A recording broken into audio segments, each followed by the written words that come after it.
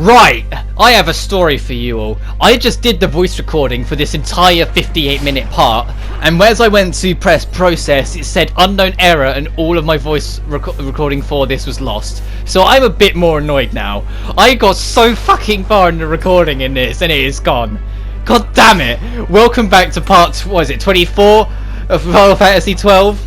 Today we're working our way through the highway, so we're going to clear the whole fucking highway style, and then the next area is the Salika Wood. We're going to do all that too. God damn it, I'm genuinely so annoyed. Literally, you've seen the length of this video, right? I did the whole recording, and as I pressed the button to finish it, it came out saying unknown error. I just got robbed an hour of my life because there's no cutscenes other than like one little 30-second bit halfway through this. God damn it.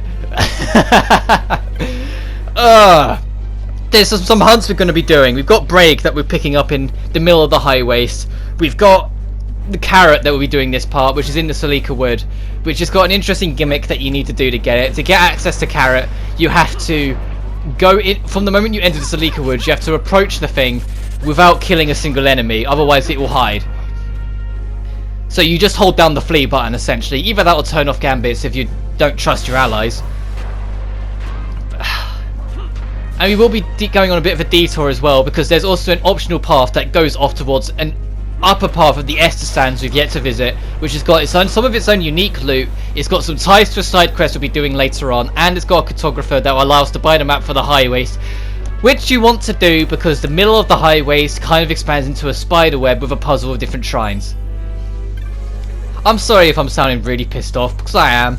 I genuinely just did a whole hour, and it was a good mojo as well. Like, sometimes I feel like I have a lot of little pauses and I feel like I'm struggling a little bit. I was solid for an hour. I was doing so well.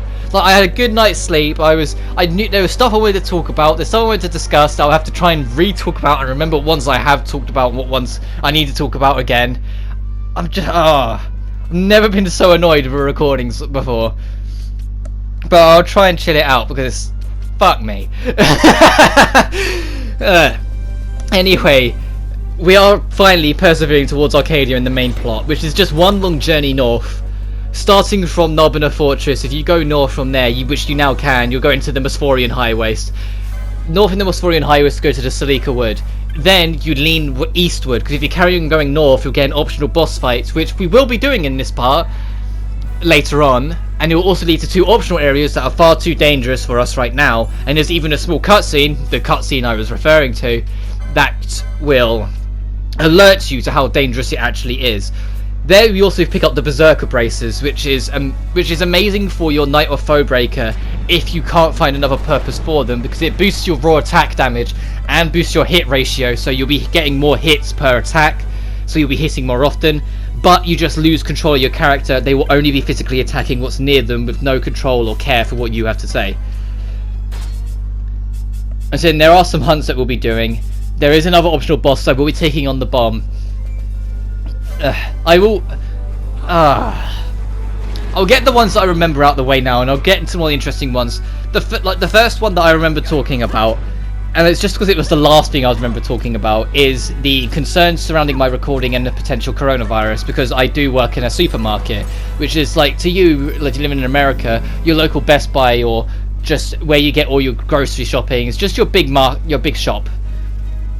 And because it's a public service and it needs to stay open, it means I'm still working there even during the coronavirus threat. And in the area I live in, we now have 50 cases and it's not a big area.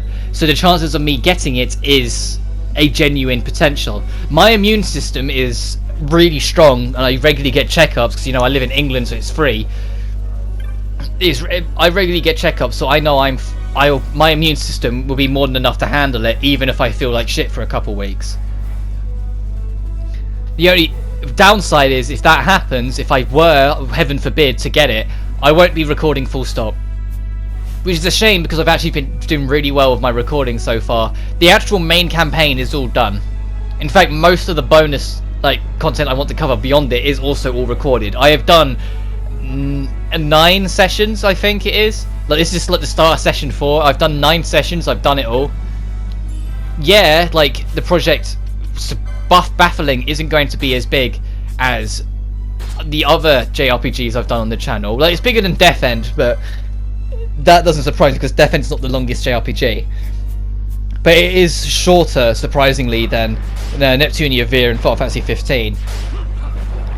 Not in playtime. My playtime's longer in terms of just only showing what's necessary and what's important. Like, I don't show any backtracking, and I don't show any grinding. Because I don't show either of them, it does shrink the length of this project down a lot and made it a very sizable length instead of a expanded length. Plus, the game's also running almost permanently at double speed because of the PS4 version, or the HD version's benefits.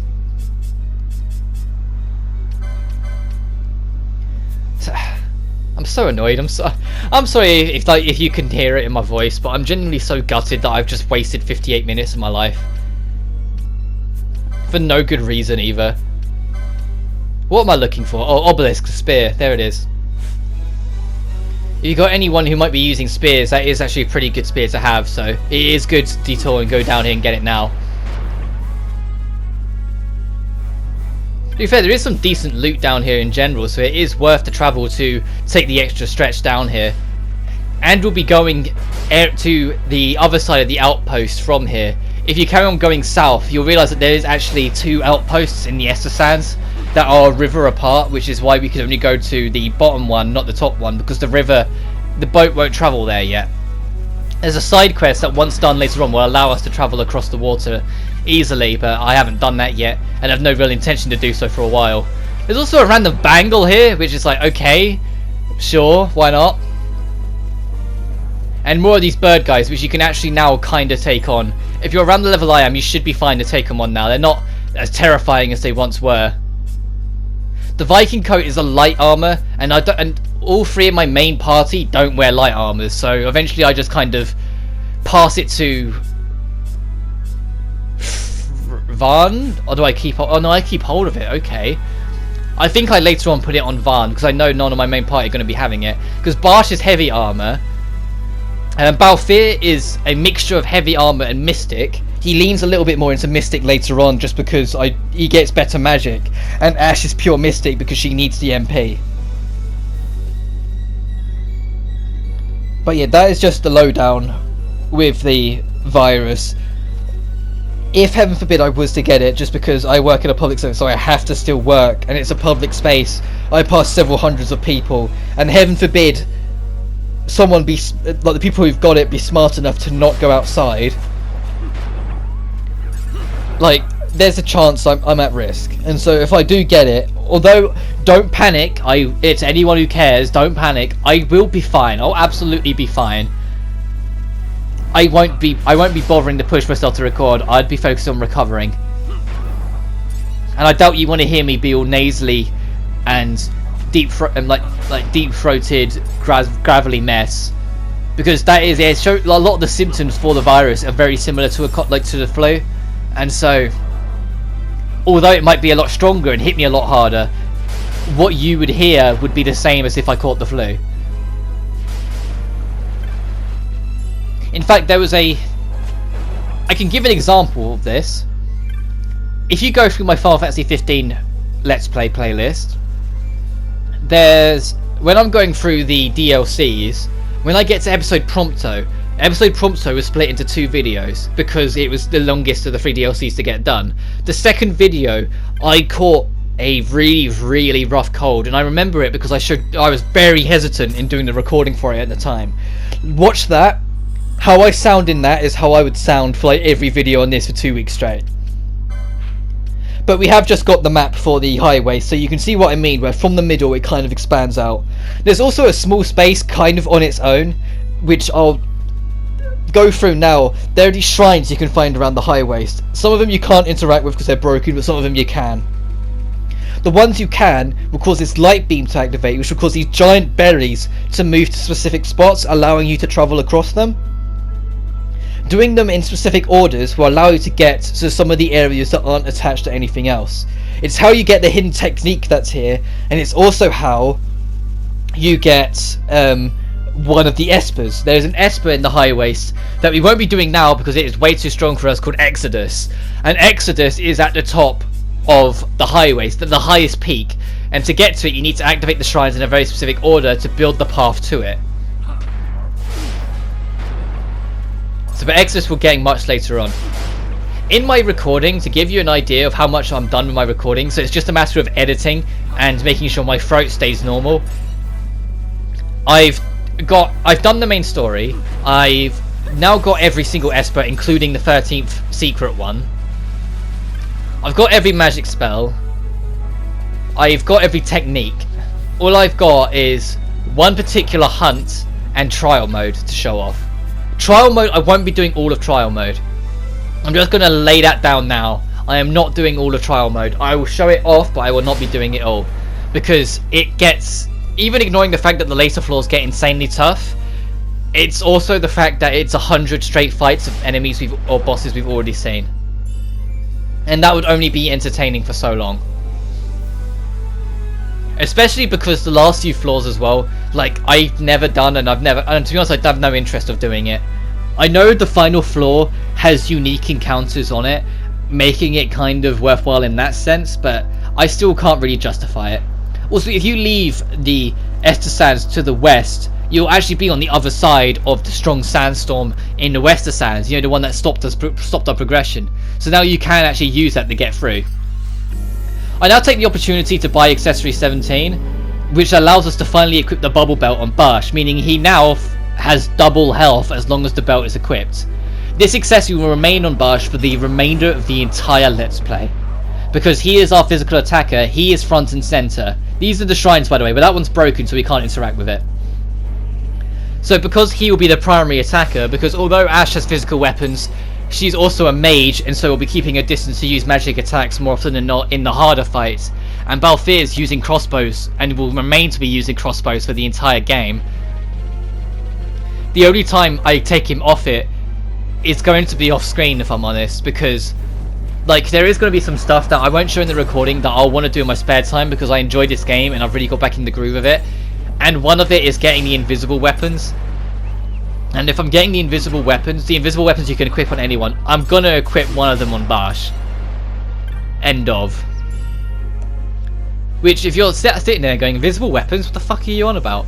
There are 3 very, very secret, borderline cheat weapons in the game that are insanely powerful and broken as all hell, but are near impossible to get. Your chances are either extremely slim, or you have to do RNG manipulation, and there are straight up walkthroughs online of how to do the manipulation to very specific extents. A lot of them involve starting a new game, getting to the first save point with Rex, you know, in the actual opening, and then leaving it, loading a very different save, going through a very specific room, saving at a specific point, leaving the game, loading the one with Rex, doing the cutscene, then as soon as it does the autosave, leaving that, loading your main game again, going into a specific room, pray to Jesus, and then you'll get the weapon. But if you're just trying to do it on mere chance, there's 3 invisible weapons in the game. They're invisible chests, and the weapons themselves are actually non-visible. Your character will just be swinging something that isn't there. It's a sword, a shield, and a bow. The sword is amazing, but it's probably the least helpful of the 3. The shield is probably the most helpful because it's a glorified ribbon. Like its block stat is so good, but it also like protects you from pretty much every single status condition in the game. So it is a glorified ribbon. It is insanely tough. And then the bow is just the most powerful of the 3 because it does insane damage, has next to no charge speed, has far wider range than any other weapon in the game. It's lightning fast, can hit dozens of times. It's just it rips. Like the ultimate super boss of the game, Yzmat. I've seen people get free of the invisible weapon, put it on their party, and end the fight in less than 10 minutes. And when I eventually get to it, I'll be surprised if I get it in one video. I'll genuinely be surprised if I can fit it all in 1 hour. Because it is a gargantuan video. It is a gargantuan boss. It is gonna be a gargantuan video. It might be 2 videos. Which would be interesting to have 2 videos dedicated to one fucking boss fight, but we'll see when we get there. But there are some new spells you can buy here which are worth picking up because now we're progressing in the main plot. It means more stuff is available to us because we're in a new environment. We also did pick up the Break Hunt here, and the shrines in this main environment are here. There is a technique that I come back for later on because I just didn't realise it was here, so I might as well mention it now in case you're following along.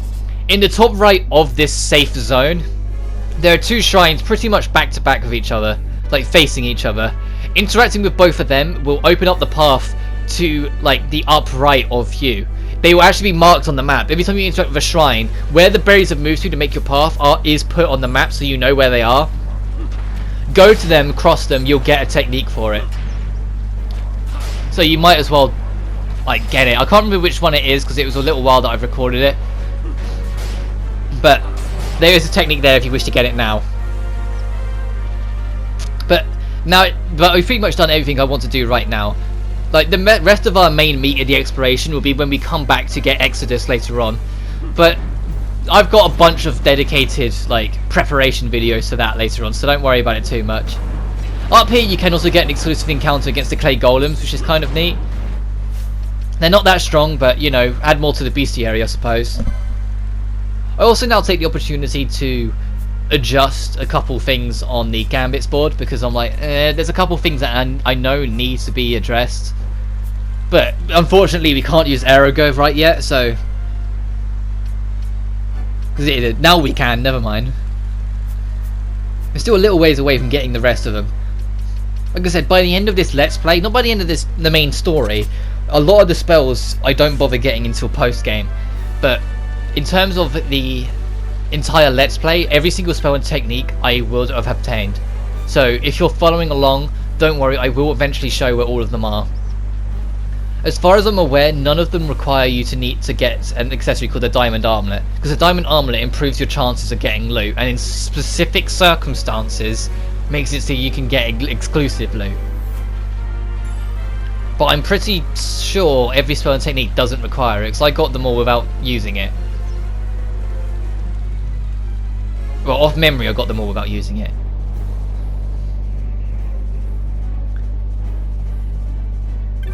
But there's also see, I'm pausing on my original recording. I wasn't a pause in my voice. I was on fire for the whole thing. But because I've literally burnt out everything I wanted to say the first time I tried to record this, now I'm pausing because I'm trying to remember what I said last time and what I didn't. Like, ugh. Excuse any rustling you hear on the mic. I've already done an hour of this and now I've gone through it a second time. I'm not as comfortable as I was because I've been sitting still for so long. Like, do you ever have that? Like, even if it's the coziest chair in the world, you stay in it for too long, you need to get up. Which, that's kind of what's happening. So any rustling you're hearing is me just adjusting. But you can find the thief cuffs there, which is always nice to have, because the thief cuffs double your chances of getting your loot every time you try and steal things. And so if there's a rare drop, say it's got like 3%, now it's 6%.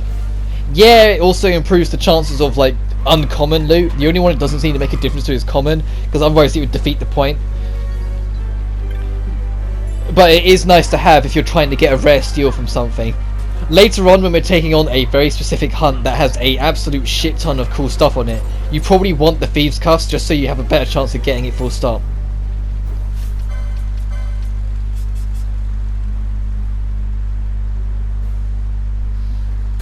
But we have just picked up the black garb.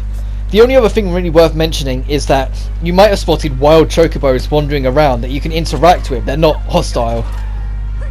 But when you interact with them, they need the Gashal green, which is where it leads to me correcting myself from a previous part. In a previous part, I said that you didn't need the Gashal greens and you could just sell them. And to be fair, that's still technically true, because by the time they're important, you can buy them. But the thing is that I completely forgot that wild chocobos exist in this game.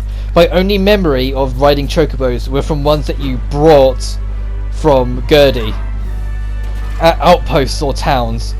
I don't remember even remotely getting them from wild, so when I got to the highways and spotted one just there on its own, I was like, oh shit. But in terms of its use, the one here you're only using to help you get to Exodus, and there's one in an area called the Foreign Coast later on that's only there to be a shortcut. It just, like, there's an optional path that only the chocobo can run through, similar to the one that we had earlier. But when you go through it, it literally just takes you to the opposite side of the Foreign Coast. It's just there to be a shortcut. So it's only really helpful if you're playing the original 12 to how slow you move. So riding that to just warp to the other end of the area, lifesaver. Also another set of black garbs there, which is kind of like, huh, okay. Just giving them out like candy. as I do a lap around this area just to make sure I've got everything before moving on. Also some echo herbs, always nice to have. There's also a hunt you can deal with down here. It's that big guy there. But that one isn't difficult. If you've been playing along, or you're even just close to the level when you go through the campaign, you should be able to take this guy on by now. Like, you should be perfectly fine. The only hunt that we're doing today that will be very difficult for you is going to be Carrot, because Carrot has a skill called Growing Threat. And a few hunts in the game have that. Growing Threat is one of the most dangerous skills in the fucking game. The main reason being, it doubles their level. So a level 30 hunt is now level 60.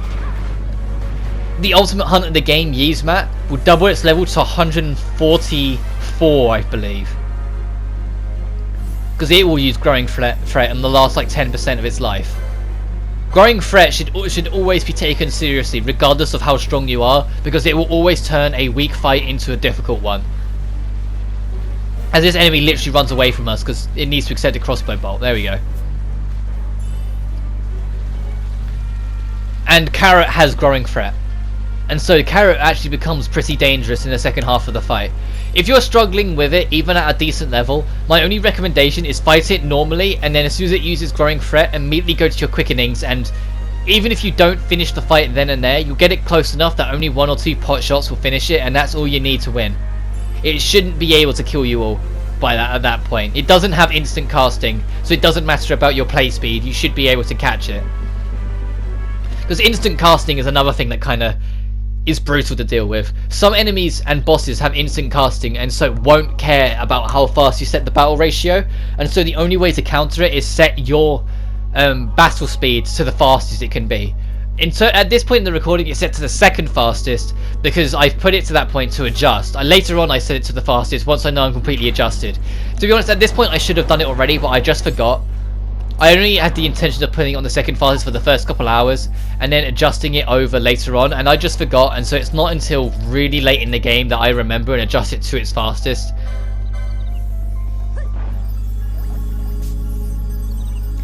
But if you're planning on doing any of the optional content, the Omega weapon, Yzmat, and a couple others names that I can't think of right now, do have instant casting, so the only way you'd only be making it harder on yourself if you had your battle speed slower, because they will be attacking 3 times for every one you do, instead of attacking every twice for every one you do, for instance.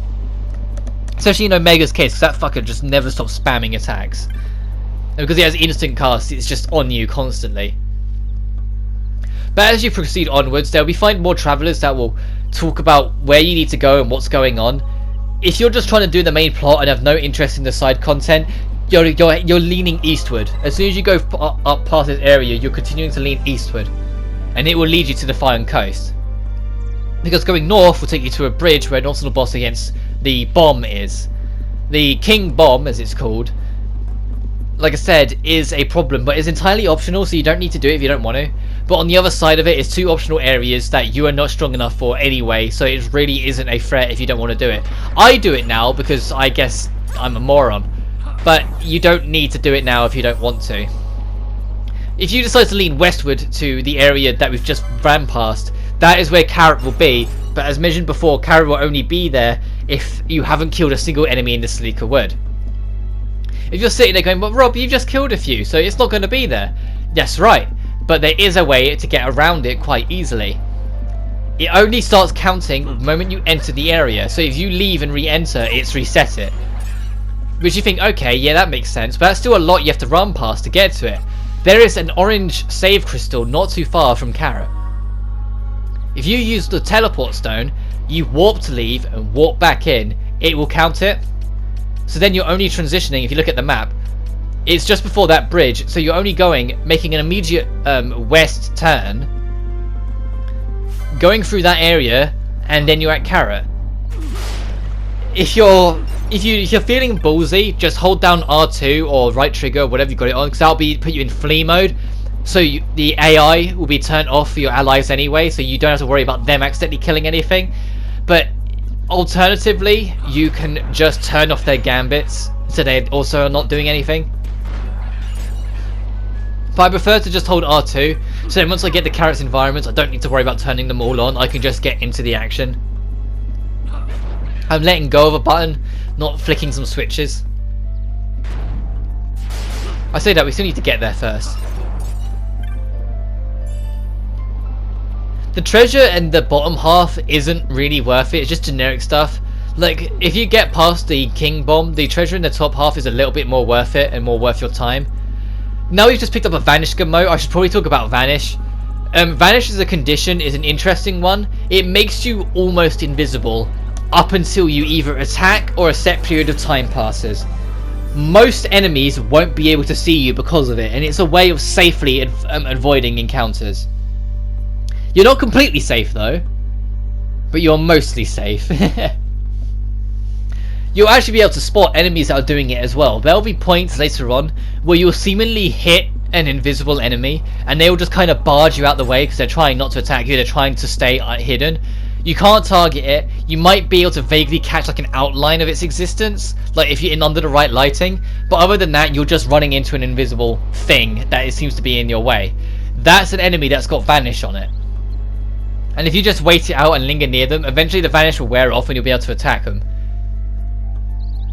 But this is the area Carrot will spawn, and as the Huntress that is also here with us will warn you, Carrot's not here because we killed an enemy along the way.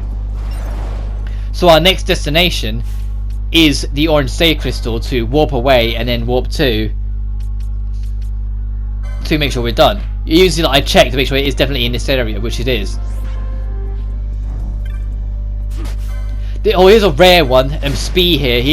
This one's part of rare game, so you want to try and take it on now. Problem is, the little shit cast confusion all the damn time, so you need some new Kai Sand. I would say if you don't have any, you might want to backtrack now, but you're at the point of the game where being topped up on resources should be a thing anyway, so if you're not doing it, what's wrong with you? Like, what's going on?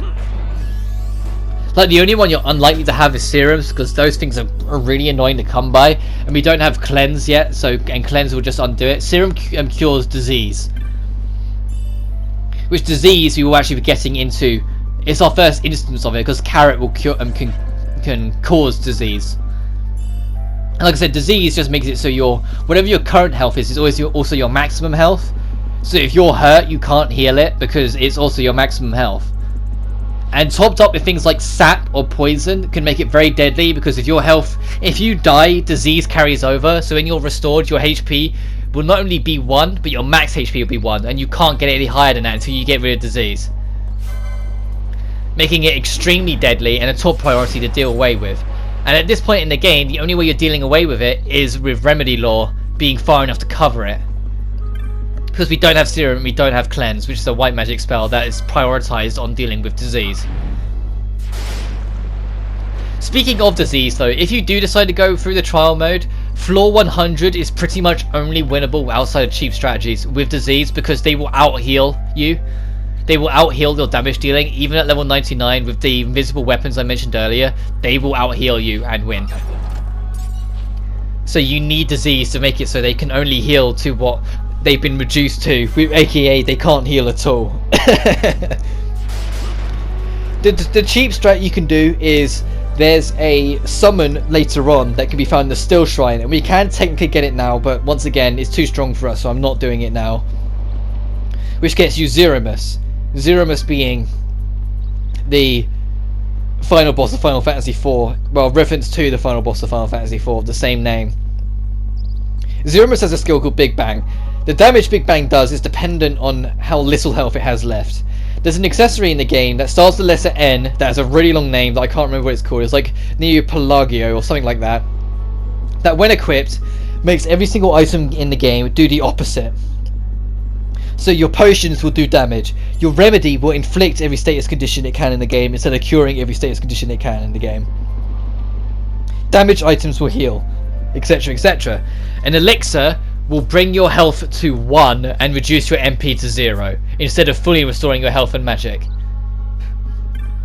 So what you do, you equip the item, you summon Zeromus, you get it to ready Big Bang, you throw the elixir on it, it will reduce its health to 1 and empty out its MP technically. Big Bang will connect.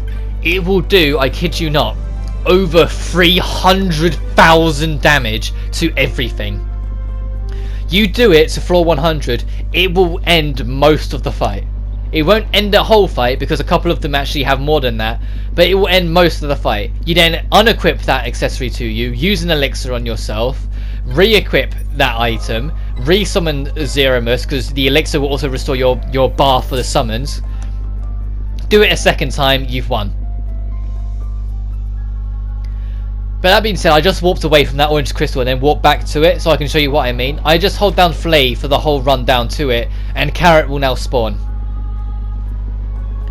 So Carrot's probably the most difficult hunt you can do at this point in the game because it's the strongest Marlboro, and Marlboros are always brutal.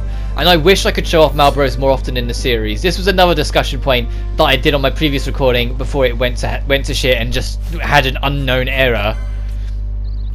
Well, I talked about how I wanted to cover older Final Fantasy games on this channel at some point, more so to just show you how brutal some of the older enemies are.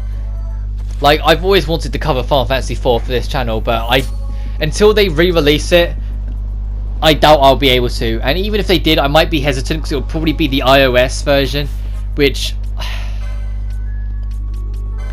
The best version of the classic Final Fantasies from 1 through 4 is always going to be the PSP versions. They have the most content while still upholding tradition. The exception of maybe Final Fantasy III because it uses a 3D engine, not just HD sprites, but the rest uphold tradition and make them HD sprites and really embrace the original nature of the games, making them the definitive versions of them. The iOS versions do not respect them in the same vein, simplify a lot of things to make them work easier, and for some fucking reason is the version that they have been using for every version of the classic Final Fantasy since. And it hurts. Like, trying to get people into classic Final Fantasy. They're like, oh, aren't the original 6 on Steam? And I'm like, they are, but they're the shit versions. They're based off the mobile phone versions of the games. If you want to play them, if you have a PSP or Vita, get the first 4 on PSP. They're like really cheap to get on digital download. And if you really like them and you're on Vita, you can get 5 and 6, but they're based on the PS1 classic, so you have to deal with the longer load times, which isn't too bad. But they still exist. But my point is, play the original Final Fantasies. Final Fantasy 1, even if it's dated, is pretty good. Final Fantasy 3 is my favourite in the NES trilogy. 4 is my favourite Final Fantasy of all time. 5 is pretty tough, so it's a good test for you. Also, you played the other ones. And 6 is iconic. Even if it's not my favourite, it is an iconic game. As I use a quickening on this thing to try and deal away with it a bit more. Which unfortunately just gets its health low enough for it to use Growing Threat. Which I think it does now anyway. Yeah, Ready's Growing Threat, which as I said before, doubles its level. And the rest of this fight against this thing you're going to see kind of fall to shit because its double damage hurts. Well, not double damage, it's double level. The extra damage it gets where it hurts. It's enough to nigh on one-shot most of my team, and it keeps on spamming Putrid Breath, which is this game's alternative to Bad Breath, aka it inflicts every single status condition in the game, so unless you have a ribbon, you're feeling that shit. Which is why Disease exists. Because eventually every piece of damage that Ash is taking, because she's the one that gets it, is also affecting her in total.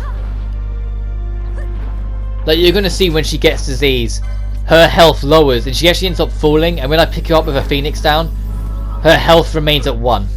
Which isn't now, but it's coming. And eventually it becomes a bit of a mad dash push to just kill the thing now, because holy shit, we're not going to otherwise.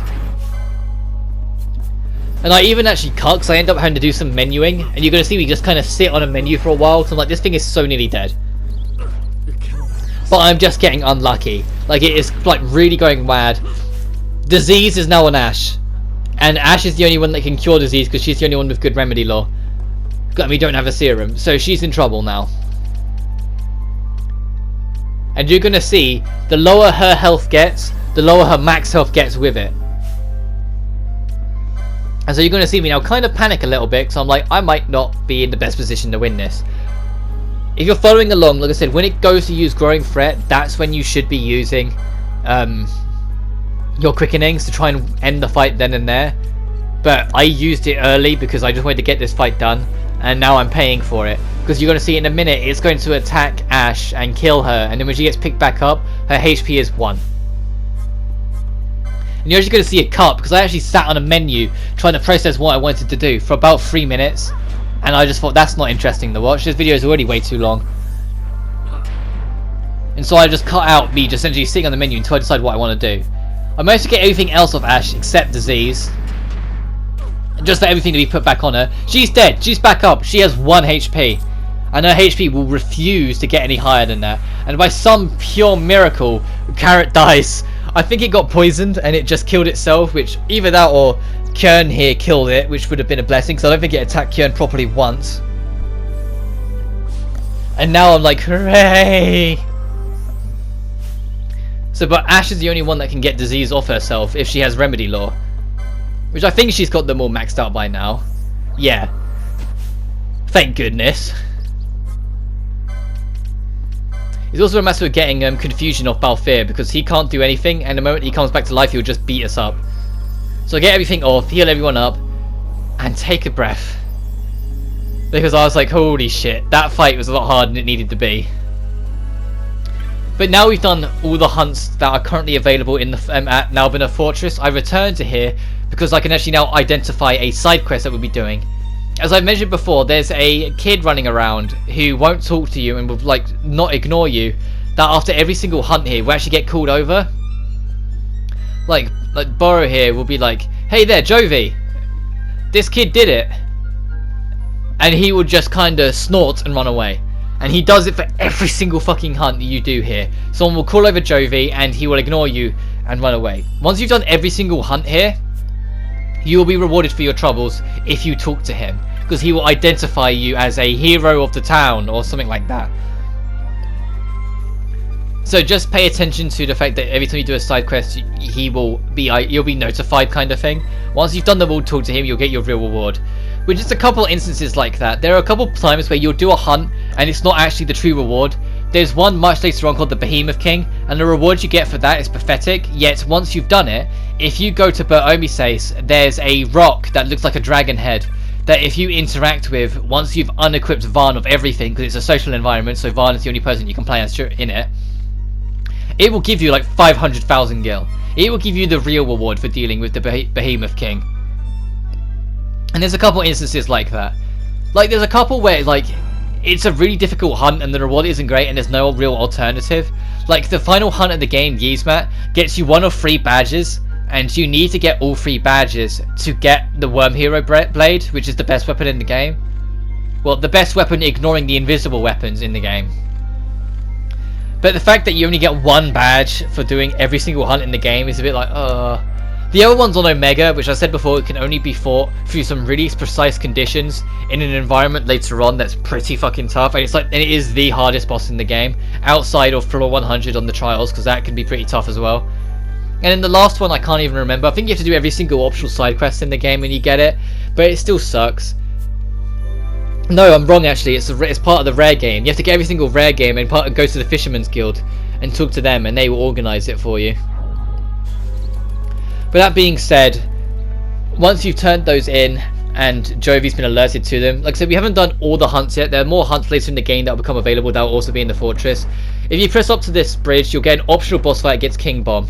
The biggest difficulty of King Bomb is the fact that halfway through its health, it will always cast Renew, meaning that it will constantly restore its health. Meaning what I do in the end is try and put Reflect on it, and for some reason Reflect doesn't work out for me. I don't know if it just wore off just before it used it or what, but it just doesn't work out for me, and so it uses Renew anyway, so eventually I go fuck it and use Quickening to get rid of it, and the Quickenings just kill it in one. And like I said, if you can't do this now, it really isn't a worry, because it's an optional boss that leads to 2 optional areas that we won't be exploring yet anyway, because they're far too dangerous for us. This boss is just here for an extra challenge really. But there's also another hunt on the other side of it, which is probably the main reason why I wanted to persevere with doing this now. So as you can see there, like, its health went to about halfway, it just used Renew and it all came back. Like, this fucker does this a lot. It's really annoying. The thing will also try and cast Oil a lot on you. Oil as a status condition just means that you're taking extra damage from fire-based attacks. And because all the bombs when they explode are fire-based attacks, it will just hurt more and more each time. As you're seeing here. And you see, eventually I just get tired of it constantly renew and calling for extra assists. Because even when we eventually put reflect on it, it keeps on working. Look, it's back again. So you can see that I go to it and I'm like, alright, I need to do something here. If you have a reflect emote, maybe try that, but it doesn't happen for some reason. Like I said, I cast reflect on it and it does connect. I even checked to see it's connected, and for some reason it just heals through it anyway. I don't know if it just wore out and I just timed it poorly or what.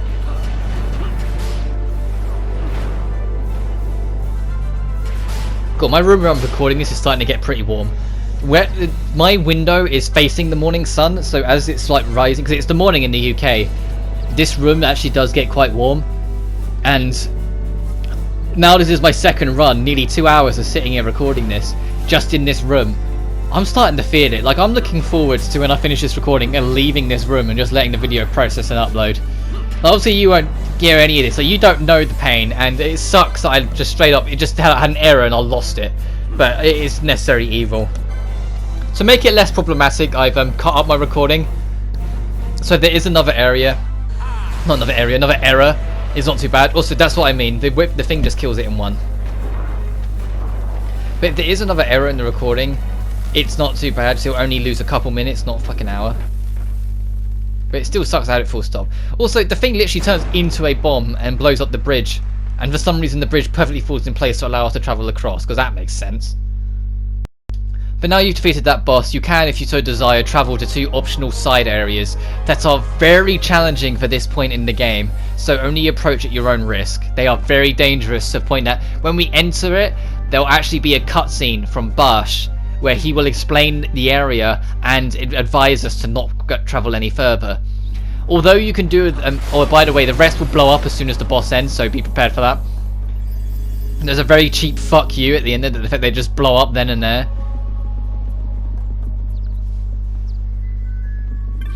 But if you go down here, like, I wish the Moogle would say something new. It's like, oh, yeah, she cleared the bomb, that's sweet. But no, he doesn't. But that being said, I persevere up anyway, because I said there is a hunt I want to do up here. And I show off the Deadlands, which is the first of the 2 areas, but no further. The Necrohole will be showing off much later on.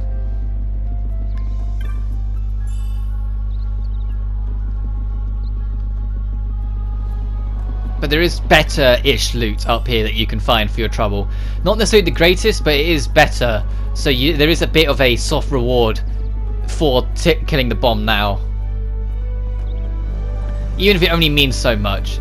There's also like a couple unique enemies here as well, so if you want to add that to the bestiary. Like, you get the gist. There's stuff here. It is worthwhile doing it.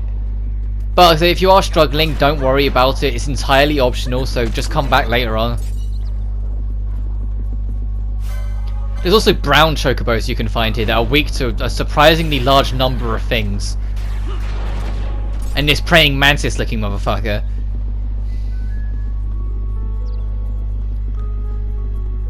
To be fair, those mantis looking creatures, there's a version of them that we'll be dealing with much later on that are kind of ridiculously dangerous. Like, we've already dealt with the ones in the Lucio mines that are pretty dangerous, but there's an area much later on where they're just kind of everywhere and they hit like trucks. And so you can see me walking because I'm trying to get the characters to let this side characters with me to navigate through it naturally, and it just doesn't work. They just don't respond to noticing traps. Like, I wish there was some kind of AI program where they would pick up on it, but if you carry on going north up here, you will find a rather depressing locale, the Nebraeus Deadlands. 2 years prior to the events of this game, back when Rex was about to fight, a piece of nephesite was used during the fight on this land. There was a city here, many people, lovely people. The nephesite detonated and caused mass destruction to this area, and it wiped out the entire city and left only craters, a dead land in its wake. Now only the undead roam it, and there is a necrohole within that is even more dangerous. and both areas, even the depressing backstory this time, both areas are just not worth your time to visit right now. So I go far enough to trigger a cutscene of Barsh telling you it's not a wise idea to be here, and then we U-turn to leave.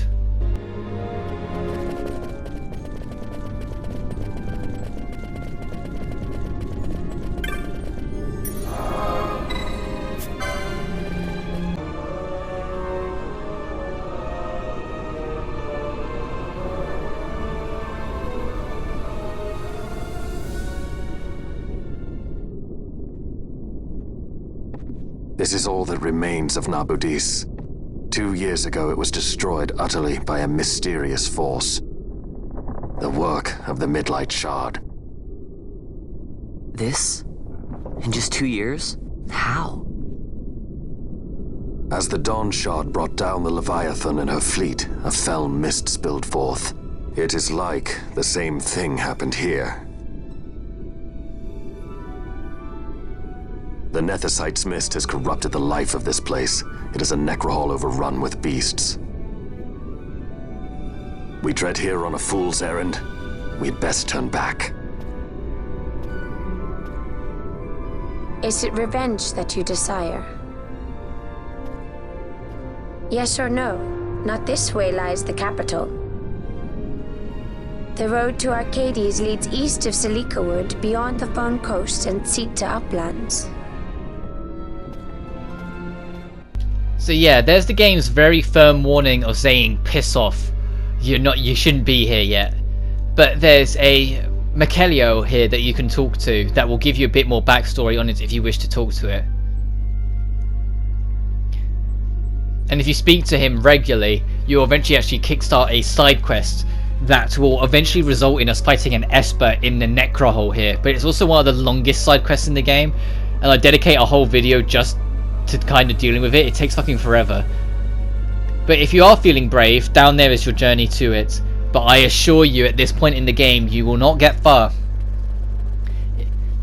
As Barsh already has insisted, it is a fool's errand. It is not safe to try and make that travel now. So just backtrack and go the other way. The other exit point from here is actually through the back door of the Necrohole of Nebudis. The actual main Palace of Doom, so to speak, attached to the Deadlands, where the origin of horror has came from. Fucking thanks, Ash. Bloody hell, just trigger the trap and screw us all over, why don't you? That's what I mean. I wish there was like something in the AI's coding to make it that if you could spot the traps, they would, but no. Or if you put Libra on them, they would naturally navigate around them, but no. The only way you're making your AIs safely avoid them is by casting floats or having them equip a piece of equipment that avoids traps. Which technically there are two, because there's one that equips float when you've got it on, and there's a piece of equipment that just says will not be affected by traps. So technically there's two pieces of equipment that will help you out. But I don't equip either, because later on I get float and I just have Balthier. I just dedicate a gambit to Balthier to just make it so float is always on the team. But there are some remedies down here that we can use to try and make up for it. And you can see I don't even try and heal it off straight away because I was annoyed. I was like, thanks Ash, thanks for that.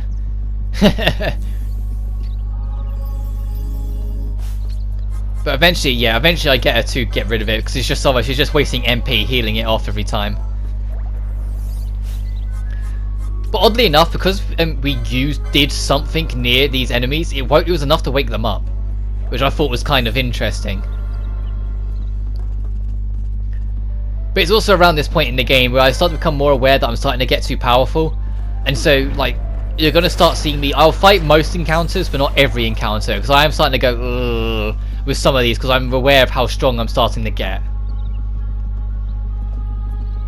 Because the level I am, you don't need to be to get through where we are. The only reason I am this level is because I've been doing the optional hunts. Speaking of his break. This is the other hunt that you can only do once you've done the bomb on the other side. And it's literally opposite the doors to the Necrohole. This fight isn't difficult, it's just more annoying because it can have some pretty powerful magic that it will do right near the end of its life. Like inverts, which invert swaps your health and magic. So whatever your health is now your magic, but whatever your magic is now your health. And because you always have less magic than health, because your magic caps at 999, you'll always be having less than 1,000 health on the other side of the swap. But outside of that, it's really not that bad. But now, Barsh has got Berserk, which I mentioned at the very start of the part, so we've gone full circle. The thing with Berserk is that if you're not, there isn't an enemy, because you can't control your teammate, you'll just stand still. So Barsh is just going to stand here, and you're going to see me try and get rid of it, but it counts as a positive status condition. Meaning it doesn't count. Meaning it won't go away. You see me go, well, hang on, let's get rid of it. Oh. It doesn't count as a negative status condition, it's a positive. So I just kind of have to ditch Barsh and just go through here. So it's temporarily in control of another character, but if you go through this way, this is the back door to the Necro Hole of Nebudis. The Necro Hole, in terms of traps, is the most dangerous area in the game. The traps are more deadly than any other area in the game we've encountered. And I mean that wholeheartedly. The traps will instant kill you at nearly every level. Like nearly any level. It's kind of ridiculous. The traps do like 9,000 damage. And it's like, okay, thanks. But there is some great loot in there. And so of course we will be going back to it because looting!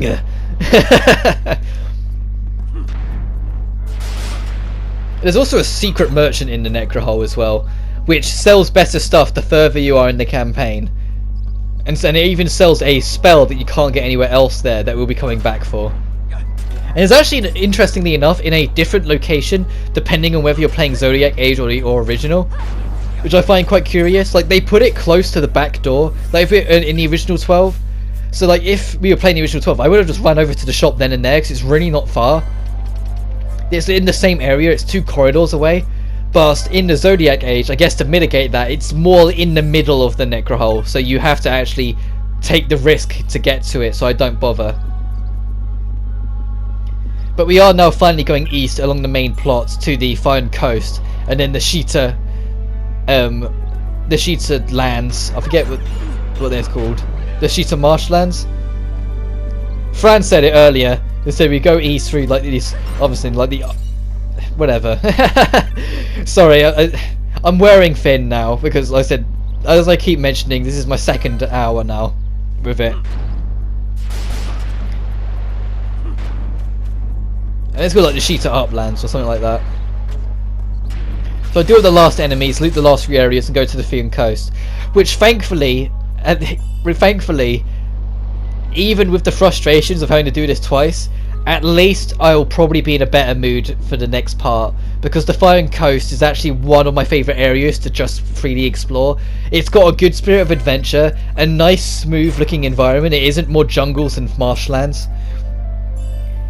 It's got loot that will lead us to some of the best areas for loot in the game, and in general it's just a nice fun area to go through. I always enjoy going through the Foreign Coast. In fact, it might be my favourite non-dungeon area in the game. But I'd have to think about that. If actually, yeah, I think it is my... Like, not including some dungeons, because there are a couple of dungeons that I really enjoy. I would say it's my favourite, like, normal exploratory area, because it's just good fun. It's just like a really good spirit and energy about it. Don't know what else to tell you. When you think you're nearly done, you're not. There's a bridge coming up that needs... Well, as I say, it's a door that needs to be repaired. And when you get there, someone will say, well, we can't open it until all the Mughals are here to get it up in gear. And you might have passed several huts along the way that had Mughals in them, so you're backtracking to talk to the Mughals in those huts. It's actually right here, I think. Again, it's this very definitely safe thing. You talk to the Mughal boss, and he'll say, once the gate's fixed... Fucking hell. Once the gate's fixed, you can pass through, but you can't because the apprentices are still around, and there's 9 of them. And they're now marked on your map, and there are 9 you need to find. So if you just go around and talk to them, you can get their butts in gear. Wait, Mughals, move. We're going to gate up ahead, except right now we're taking a break, actually. What, the boss wants us? Oh no, Kupo! Bye-bye, Kupo, there's still 7 of us. I was like, every time I voice a Mughal, that's kind of my go-to voice. Like, even to myself in my head, it's always been that voice. It's always been, oh, we're working on the gate down the road, but the boss wants us? Ah, Kupo, I guess we'll have to go check it out. That kind of thing. There's still 4 of us on break, Kupo. I just like doing Kupo. I'm sorry. I think I've just been too part of Final Fantasy now. I like doing the Kupo. And there's a few more over here, Kupo.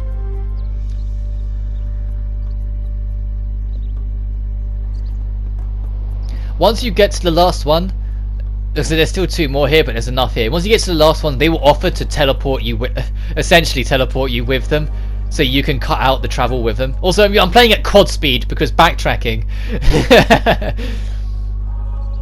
Let's break. What, the boss wants us, Kupo? Oh, I don't like it when he gets mad. That's all of us, Kupo. Let's get going. You found all the Moogles. Do you want to come with us to the gate, Kupo? Then let's be off, Kupo. And now the screen will just fade to black and it will warp you to the door.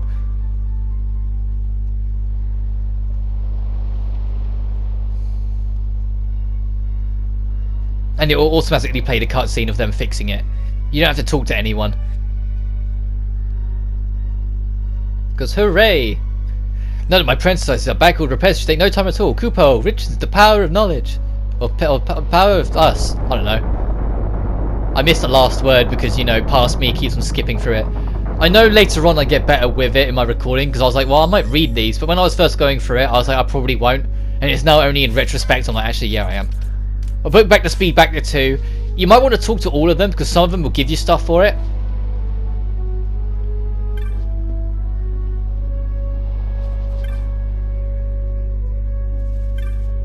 And they'll tell you that the next place they're going to is the highways. So you can actually find them. This guy gives you a sash, which is your first of what will probably be many. It feels like they give sashes to you like every other day. Like every other place you go to, I was stumbling upon one, it felt like. But they are pretty neat. They just, like I said, because they give you so much, they kind of wear out their welcome a little bit. Dive in and check. Yeah, half damage from fire and it makes you immune to slow. So it does have its purposes, it's just, you get them so much later on. But as you go on this way, you get access to, like I said, my favourite normal area of the game, the Fire Coast. It's a very lovely, energetic area that really gives you the spirit and the gung-ho to carry on travelling.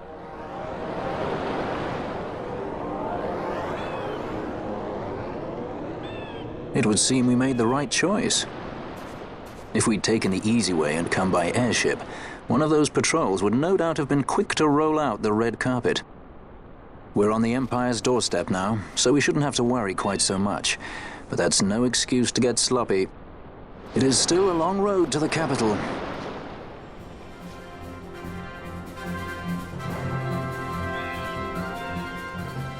Seriously, listen to that upbeat music. Anyway, next time on Final Fantasy XII, we'll be going along the coast. But until then, you guys take care now.